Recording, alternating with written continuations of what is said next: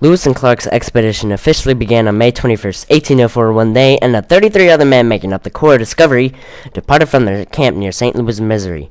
The first portion of the expedition followed the route of the Missouri River, during which they passed through places such as present-day Kansas City, Missouri, and Omaha, Nebraska.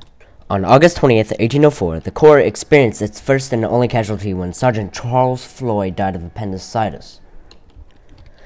Shortly after Floyd's death, the Corps reached the edge of the Great Plains and saw the area's many different species, most of which were new to them.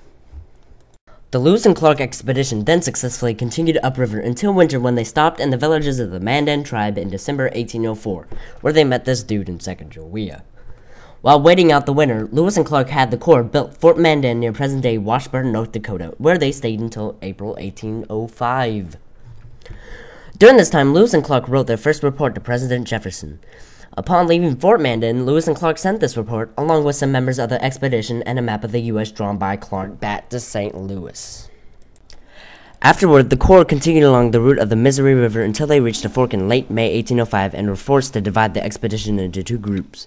Shortly thereafter, the Corps met and arrived at the Continental Divide and were forced to continue their journey on horseback at Lemhi Pass on the Montana-Idaho border on August 26, 1805. Once over the divide, the Corps again continued their journey in canoes down the Rocky Mountains on the Clearwater River in northern Idaho, the Snake River, and finally the Columbia River into what is present-day Portland, Oregon.